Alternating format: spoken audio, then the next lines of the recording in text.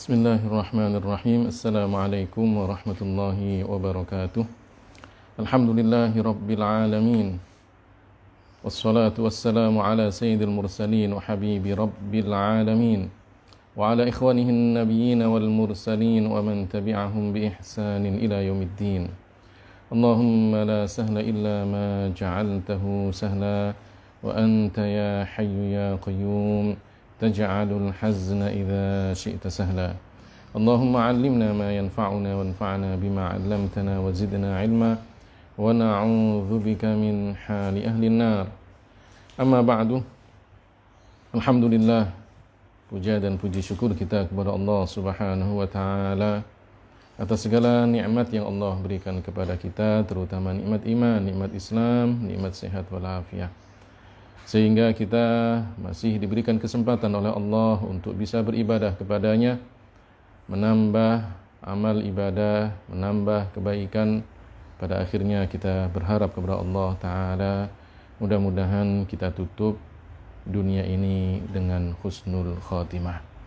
Salawat dan salam semoga tercurahkan kepada baginda kita Nabi besar Muhammad sallallahu alaihi wasallam, junjungan kita, suri tauladan kita, uswah hasanah kita.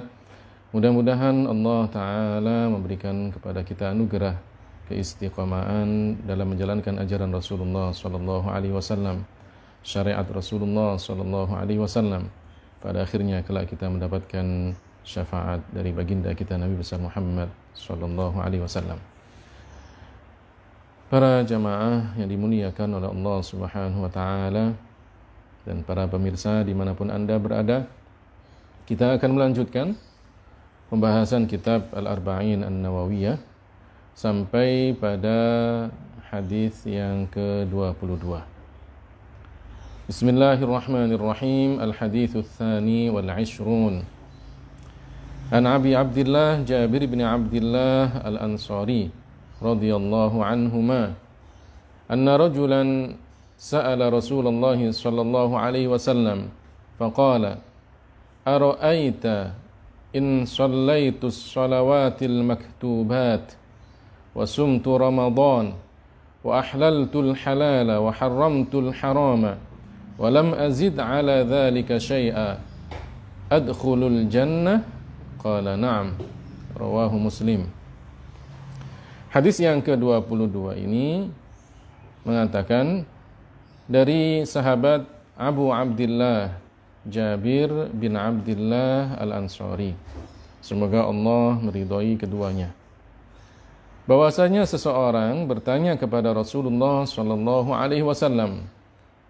Dia berkata, apakah yang engkau beritahukan kepada saya jika saya salat yang diwajibkan dan saya puasa Ramadan, saya meyakini yang halal itu halal, meyakini yang haram itu haram, dan saya tidak menambah dari hal itu sesuatu pun, apakah saya masuk surga? Rasulullah sallallahu alaihi wasallam bersabda, "Na'am." Ya. Hadis ini diriwayatkan oleh Al-Imam Muslim. Jadi hadis ini berbicara tentang beberapa pondasi di dalam ajaran agama Islam.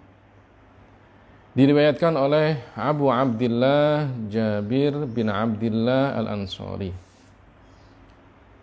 Jabir adalah sahabat Rasulullah sallallahu alaihi wasallam. Ayahnya pun juga sahabat Rasulullah sallallahu alaihi wasallam.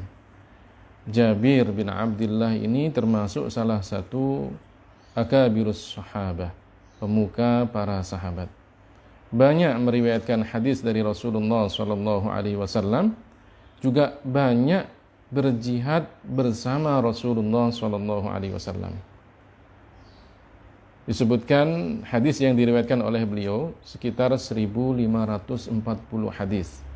Ada beberapa hadis di dalam Sahih Bukhari dan ada beberapa hadis di dalam Sahih Muslim. Beliau pun juga banyak ikut berjihad bersama Rasulullah sallallahu alaihi wasallam. dikatakan selama hidupnya beliau berperang sebanyak 19 kali. Beliau putra seorang sahabat, Abdullah Al-Ansari. Abdullah, ayah dari Jabir ini, wafat dalam perang Uhud. Jadi di antara sahabat-sahabat Rasulullah SAW yang wafat dalam perang Uhud adalah ayah dari Jabir bin Abdullah. Rasulullah SAW ketika ayah Jabir ini wafat, kemudian Rasulullah SAW mengatakan kepada Jabir yang ketika itu masih belia, "Ai bunayya, wahai anakku, ala ubashiruka, maukah kamu aku beritahukan kabar gembira?" Sebutkan oleh Rasulullah SAW, "Innallaha azza wa jalla ahya abaka." Sesungguhnya Allah Ta'ala menghidupkan ayahmu. Kemudian dikatakan kepada ayahmu, "Tamanna, berandailah kamu. Apa yang kamu inginkan setelah ini?" Apa kata Abdullah, ayah dari Jabir ini? "Saya berharap agar ruh saya dikembalikan lagi, dan saya berharap agar saya dikembalikan lagi ke dunia sampai saya dibunuh lagi seperti sebelumnya." Subhanallah, orang yang mati syahid, ya, itu berandai-andai, kemudian apa? Ingin dikembalikan lagi ruhnya, hidup lagi ke dunia, ingin kemudian mati syahid lagi, karena melihat begitu besarnya pahala orang yang mati syahid. Tapi Allah Subhanahu wa Ta'ala telah menyebutkan bahwa yang telah meninggal dunia tidak akan dikembalikan lagi ke dunia ini.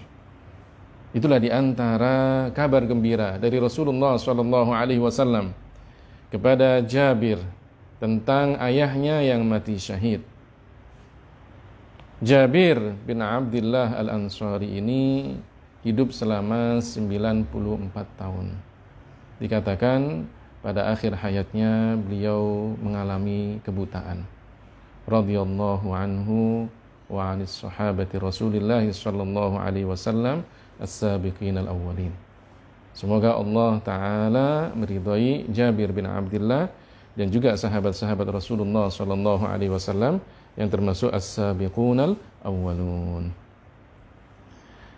Di dalam hadis ini disebutkan anna rajulan sa'ala Rasulullah sallallahu alaihi wasallam. Ada seseorang yang bertanya kepada Rasulullah sallallahu alaihi wasallam. Ya, dikatakan yang bertanya itu adalah An-Nu'man bin Qawqal. Ya, sahabat yang bertanya di sini, rajulan, seseorang itu adalah An-Nu'man ibnu Qawqal. Ya, bertanya kepada Rasulullah sallallahu alaihi wasallam, "Ara'aita?" Ya, ara'aita ay a'alimta. Ya. A'alimta, apakah engkau mengetahui? Atau kalau sebagian ulama mengatakan, akhbirni ya Rasulullah, dari apa yang engkau ketahui? Beritahukan kepada saya wahai Rasulullah, dari apa yang engkau ketahui? Ara'aita, maknanya adalah beritahukan kepadaku wahai Rasulullah dari apa yang engkau ketahui. Idza shallaitus shalawatil maktubat, kalau saya salat yang diwajibkan, salat lima waktu. Wa sumtu ramadhana, dan saya puasa pada bulan Ramadan, puasa yang diwajibkan. Wa ahlaltul halala, wa ahlaltul halala bukan berarti kemudian dia menghalalkan sendiri sesuatu yang halal, tidak. Wa haramtul harama bukan berarti kemudian dia mengharamkan sendiri sesuatu yang haram, tidak. Ini maksudnya, saya meyakini yang halal itu halal, dan saya meyakini yang haram itu haram, dan kemudian saya jauhi. Itu maksudnya. Ya, bukan kemudian dia menghalalkan sendiri, mengharamkan sendiri, tidak. Orang yang menghalalkan sesuatu yang benar-benar haram, dan keharamannya diketahui oleh para ulama dan orang-orang awam, ya, kehalalannya zahir, ya, kemudian dia haramkan, maaf, orang yang menghalalkan sesuatu yang haram dan keharamannya itu adalah zahir, orang yang alim, orang yang awam tahu bahwa itu haram, kemudian dia halalkan, maka jatuh dalam kekufuran. Atau sebaliknya, orang yang mengharamkan sesuatu yang halal dan kehalalannya zahir, semuanya tahu bahwa itu adalah halal, tapi kemudian diharamkan, maka orang itu jatuh dalam kekufuran. Jadi perkara halal dan haram itu sudah ditentukan oleh syariat Islam. Yang halal jelas halalnya, yang haram jelas haramnya. Ini orang mengatakan, kalau saya mengetahui yang halal itu halal, dan juga saya mengetahui yang haram itu haram. Ya, kalau yang haram saya ketahui dan kemudian saya tinggalkan. Ya. Walam azid ala dzalika syai'an. Dan saya tidak menambah dari hal itu sedikit pun, sesuatu pun. Adkhulul jannah, maksudnya adkhulul jannah, apakah saya masuk surga tanpa diazab sebelumnya? Ya. Qala na'am. Rasulullah sallallahu alaihi wasallam mengatakan iya. Jadi hadis ini berbicara tentang sesuatu yang wajib. Rasulullah sallallahu alaihi wasallam menjelaskan kepada orang ini tentang sesuatu yang wajib-wajib saja. Dia bertanya tentang sesuatu yang wajib, kemudian Rasulullah sallallahu alaihi wasallam di akhir ditanya, apakah dengan saya melakukan hal-hal yang wajib ini saya masuk surga? Maka Rasulullah mengatakan iya. Ya. Ini artinya bahwa seseorang jika dia menjalankan yang wajib-wajib saja, seandainya dia tidak sempat untuk melakukan yang sunnah, maka bagi dia cukup untuk menjadi bekal dia masuk surga. Dalam hadis yang lainnya, Rasulullah SAW pernah juga didatangi oleh seseorang, bertanya orang ini kepada Rasulullah tentang sholat. Maka kemudian Rasulullah menjawab bahwa sholat yang wajib baginya adalah 5 waktu sholat. Kemudian bertanya, apakah ada sholat yang lainnya yang diwajibkan untuk saya? Kemudian Rasulullah SAW mengatakan, la, tidak ada, illa an tatawwa, kecuali kalau kamu mau menjalankan hal-hal yang sunnah. Kemudian bertanya lagi orang ini tentang puasa, dijawab oleh Rasulullah puasa Ramadan. Tanya lagi tentang haji, dijawab oleh Rasulullah SAW kewajiban haji. Setelah itu kemudian orang ini mengatakan, wallahi la azidu ala dzalika wa la anqusu minhu. Demi Allah saya tidak akan menambah dari apa yang telah disebutkan tadi, dan saya tidak akan mengurangi. Apa kata Rasulullah? Aflaha in shadaqa. Orang itu beruntung kalau dia jujur dari apa yang dia ucapkan. Artinya kalau dia melakukan yang wajib-wajib saja, sholat 5 waktu, puasa Ramadan, haji, ya, yang wajib baginya ketika dia mampu, maka apa? Tidak menambah itu semuanya dengan hal-hal yang sunnah. Apa kata Rasulullah? Aflaha in shadaqa. Dia akan beruntung kalau dia jujur dengan ucapannya itu tadi. Sama dengan hadis yang diriwayatkan oleh Jabir bin Abdullah, bahwa orang ini bertanya kepada Rasulullah, ya Rasulullah, seandainya saya melakukan sholat 5 waktu saja, puasa Ramadan, dan di sini tidak disebutkan zakat, haji. Kenapa? Para ulama menjelaskan, bisa jadi orang itu adalah orang yang baru masuk Islam, sehingga Rasulullah SAW tidak ingin memberatkan tentang hal-hal yang lainnya, pelan-pelan diajarkan oleh Rasulullah SAW. Sebagian ulama lagi mengatakan bisa jadi kemungkinan ketika itu syariat haji dan zakat belum turun, sehingga kemudian apa? Tidak disebutkan di dalam hadis ini. Kemungkinan yang ketiga, bahwa haji dan zakat itu masuk dalam sesuatu yang dihalalkan. Ya, makanya dikatakan wa ahlaltul halal. Saya meyakini yang halal itu halal, dan di antara kehalalan itu apa? haji dan zakat, termasuk yang wajib bagi yang mampu untuk melaksanakannya. Makanya tidak disebutkan di sini. Ya. Tapi sudah masuk dalam wa ahlaltul halala. Ya. Jadi Rasulullah Shallallahu Alaihi Wasallam di dalam hadis ini ingin menjelaskan kepada kita bahwa sesuatu yang wajib itu harus didahulukan. Di dalam amaliyah ada amaliyah qalbiyah, ada amaliyah badaniyah. Ya. Dalam amal-amal kita itu, baik yang merupakan amaliyah hati, ya, dan juga amaliyah badaniyah, yang didahulukan adalah yang wajib-wajib dulu. Sama ketika kita menuntut ilmu agama, maka dahulukan yang wajib-wajib dulu. Yang paling wajib untuk kita pelajari adalah ma'rifat kepada Allah, ma'rifat kepada Rasulullah. Meyakini bahwa Allah Ta'ala ada, meyakini bahwa Allah Ta'ala pencipta segala sesuatu, dan meyakini bahwa Allah tidak sama dengan makhluknya. Tidak boleh disifati dengan sifat makhluknya. Tidak boleh kemudian dikatakan dia bertempat ataupun berarah. Keyakinan inilah yang diajarkan oleh Rasulullah, para sahabatnya, dan para ulama salaf. Ma'rifat kita kepada Rasulullah Sallallahu Alaihi Wasallam adalah meyakini bahwa Rasulullah adalah utusan Allah. Rasulullah jujur dalam menyampaikan semua risalah-risalahnya dari Allah Ta'ala. Rasulullah benar dalam semua ucapannya. Apa yang telah disebutkan oleh Rasulullah tentang perkara-perkara yang terdahulu, dan apa yang telah dijelaskan oleh Rasulullah tentang apa yang terjadi pada masa beliau dan apa yang akan terjadi pada masa yang akan datang adalah satu kebenaran yang wajib untuk kita imani. Ini yang harus kita pelajari lebih dahulu. Yang kemudian para ulama mengatakan ini adalah ilmuddin ad-daruri, ilmu agama yang daruri, ilmu agama yang wajib untuk kita pelajari. Ya, yang seperti ini harus kita dahulukan sebelum kita belajar yang lainnya. Sama dalam masalah ibadah, dahulukan yang wajib-wajib dulu, baru kemudian kita lakukan yang sunnah.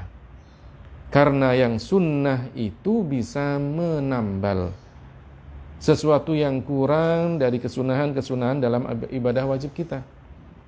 Makanya kemudian kita melakukan yang sunnah. Tapi orang yang kemudian dia punya waktu untuk melakukan yang sunnah, dia tinggalkan hal-hal yang sunnah ini, padahal dia punya kesempatan. Yang wajib dia sudah lakukan, dia punya kesempatan untuk melakukan yang sunnah, tapi kemudian dia tinggalkan, maka dia tidak mendapatkan banyak kebaikan. Orang yang bertakwa adalah orang yang telah melakukan seluruh kewajiban, menjauhi semua larangan, kemudian dia akan naik derajat ketakwaannya sampai menjadi orang yang soleh jika dia terus melakukan hal-hal yang sunnah. Para pemirsa dimanapun Anda berada, semoga Allah Subhanahu wa Ta'ala merahmati kita semuanya. Dari hadis ini bisa kita ambil beberapa pelajaran.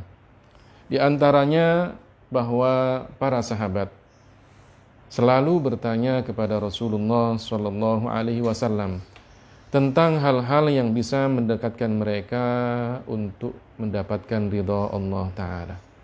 Buktinya sahabat An-Nu'man ibnu Qawqal datang bertanya kepada Rasulullah tentang hal-hal yang wajib. Kemudian apa yang dia yakini dari hal-hal yang halal dan apa yang dia yakini dari hal-hal yang haram. Apakah dengan seperti itu kemudian dia masuk surga? Maka Rasulullah SAW menjawabnya, iya. Ini artinya bahwa memang para sahabat punya semangat yang tinggi untuk bertanya kepada Rasulullah tentang hal-hal yang baik, yang menjadikan mereka mendapatkan ridha Allah Subhanahu wa Ta'ala. Yang kedua, di dalam hadis ini sahabat yang bertanya tadi mengatakan, apakah dengan seperti itu saya masuk surga? Ini artinya bahwa tujuan akhir dari hidup kita adalah surga. Karenanya apapun yang terjadi di dunia ini, jadikanlah ya tujuan akhir kita adalah surga. Jika kita mendapatkan kenikmatan, maka bersyukurlah. Karena syukur kita ada nilai pahala dari Allah Ta'ala. Jika kita mendapatkan musibah, maka bersabarlah. Karena sabar kita pun juga ada nilai pahala dari Allah Ta'ala. Kita hanya berharap mudah-mudahan dengan syukur dan sabar itu, pada akhirnya kemudian kita mendapatkan surga. Kemudian yang ketiga adalah di dalam hadis ini disebutkan hal-hal yang menjadikan orang itu masuk surga. Di antaranya adalah sholat 5 waktu, puasa bulan Ramadan, dan melakukan yang halal dari kewajiban-kewajiban yang Allah Ta'ala bebankan dilakukan. Kemudian yang haram ditinggalkan. Maka jika seseorang melakukan ini semuanya, dia menjadi sebab dimasukkan ke dalam surga oleh Allah Subhanahu wa Ta'ala tanpa disiksa sebelumnya. Itulah beberapa faidah, beberapa kandungan dari hadis yang ke-22 ini. Mudah-mudahan kita bisa mengambil hikmah dan manfaatnya. Mudah-mudahan kita mendapatkan ilmu yang bermanfaat, dan mudah-mudahan kita bisa menambah pahala yang telah Allah berikan kepada kita atas kebaikan dan amal soleh yang kita lakukan di pagi hari ini. Demikianlah, mudah-mudahan ada hikmah dan manfaatnya. Kurang lebihnya saya mohon maaf. Mari kita tutup ta'lim ini dengan baca tahlil, sholawat, dan istighfar. La ilaha illallah, la ilaha illallah, la ilaha illallah. Allahumma salli ala sayyidina Muhammad wa ala alihi wa sahbihi wa sallim. Allahumma salli ala sayyidina Muhammad wa ala alihi wa sahbihi wa sallim. Allahumma salli ala sayyidina Muhammad wa ala alihi wa sahbihi wa sallim. Rabbi ighfirli wa liwalidayya wa lil mu'minina wal mu'minat. Rabbi ighfirli wa liwalidayya wa lil mu'minina wal mu'minat. Rabbi ighfirli wa liwalidayya wa lil mu'minina wal mu'minat. Walhamdulillahi rabbil alamin. Assalamualaikum warahmatullahi wabarakatuh.